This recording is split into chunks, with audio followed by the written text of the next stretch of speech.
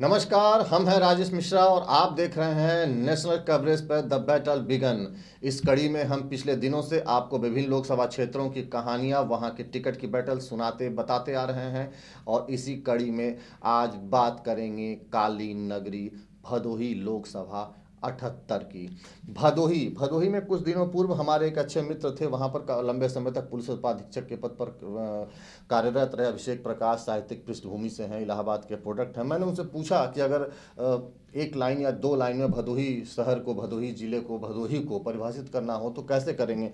अभिषेक बताते हैं कि एक ऐसा जिला जहां हिंदू और मुसलमान ताने बाने की तरह रहते हैं, एक ऐसा जिला जहां लोगों की गांठें आपस में कालीन के डोर की तरह बंधी हुई है, जहां पर गंगा बहती तो है किनारे से, लेकिन तहजीब के बीचों बीच यमुना भी निकलती है। अभिषेक की ये लाइनें भदोही जनपद की, भदोही जिले की तासीर को समझने के लिए पर्याप्त है और आज इस तासीर में यहाँ के चुनाव की प्याली में उबाल आने वाला है। जी हाँ, कांग्रेस की नई नवेली राष्ट्रीय महासचिव जल मार्ग से भदोही की सीतामढ़ी में आज पहुँच रही हैं शाम को और यहाँ पर लोगों से मुखातिब होगी। पुराने समय में त्रेता युग और द्वापर में जब हुई समुद्र मंथन तो उसमें से अमृत निकला था। आज प्रियंका गांधी गंगा का मंथन कर रही हैं।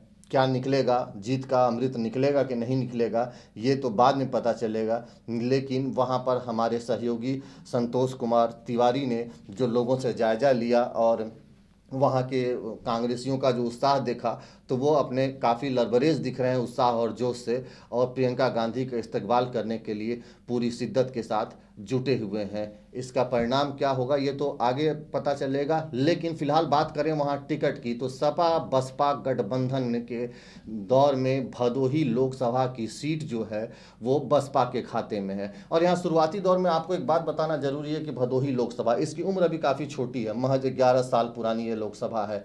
2008 के नए परिसीमन में इसका गठन हुआ था और पहला लोकसभा यहाँ पर 2009 में हुआ था। 2009 में जब पहला लोकसभा चुनाव हुआ तो यहाँ पर बसपा के गोरखनाथ पांडे साहब सांसद चुने गए थे और 1,95,000 वोटों को मिला था।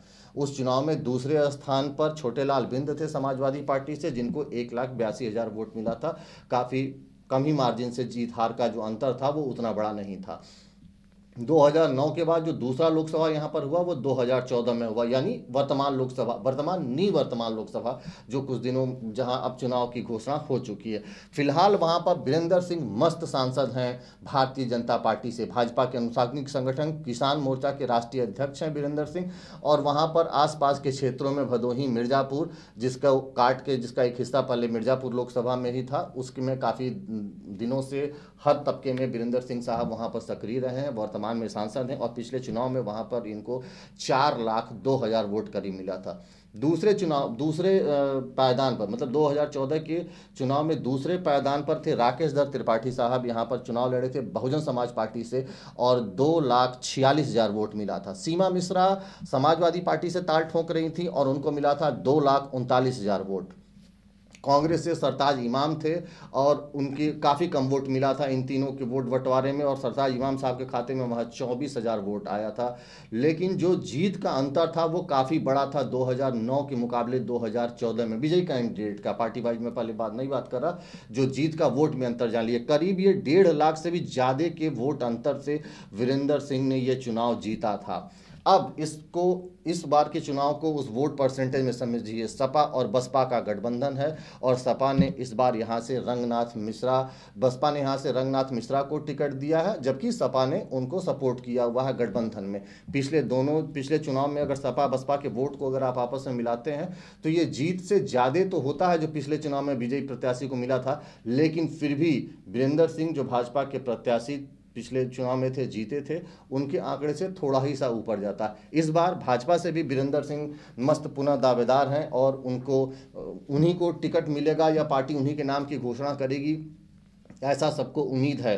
लेकिन अंदरूनी तौर पर कुछ विरोध भी है। लोग बताते हैं वहाँ पर कि एक वहाँ पर पुल है, डेंगुरपुर पुल और औराई चीनी मिल, ये दो मुद्दे ऐसे थे जिसको लेकर स्थानीय लोगों ने काफ़ी कई बार आंदोलन किया, उनका ध्यान आकृष्ट कराया था, लेकिन इस दिशा में सांसद महोदय द्वारा कोई काम नहीं किया गया, लिहाजा कुछ अंदरूनी तौर पर उनको विरोध का सामना करना पड़ सकता है वीरेंद्र सिंह मस्त साहब को।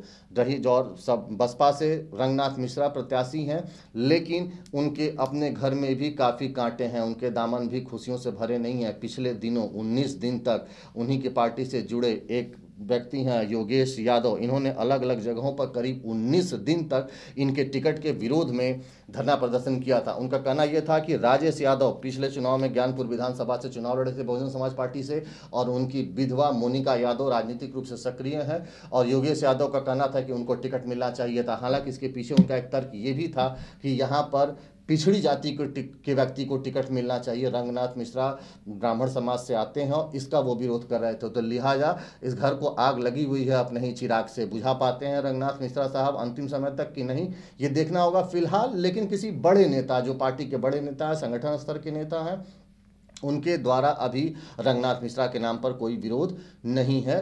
फिलहाल अभी तक उनकी टिकट की जो दावेदारी है वो मजबूत मानी जा रही है। कांग्रेस से यहाँ पर श्रीमती नीलम मिश्रा दावेदारों की पंक्ति में फिलहाल जो उनका पार्टी के अंदर खाने में है वो आगे है। नीलम मिश्रा जी पुराने कांग्रेसी परिवार से जुड़ी हैं, श्यामधर मिश्रा के परिवार से हैं, और काफ़ी दिनों से सामाजिक रूप से, राजनीतिक रूप से वहाँ पर सक्रिय हैं। इसके अलावा संदीप तिवारी नए व्यवसायी हैं और प्रचार प्रसार में लोगों को, अन्यों को पीछे छोड़ के रखा है, बाहर से आए हैं, ये भी टिकट की दावेदारी कर रहे हैं। तो फिलहाल नीलम मिश्रा को टिकट मिलेगा नहीं मिलेगा, अभी कांग्रेस की जितनी 4 लिस्टें आई हैं उसमें भदोही लोकसभा का नाम नहीं है।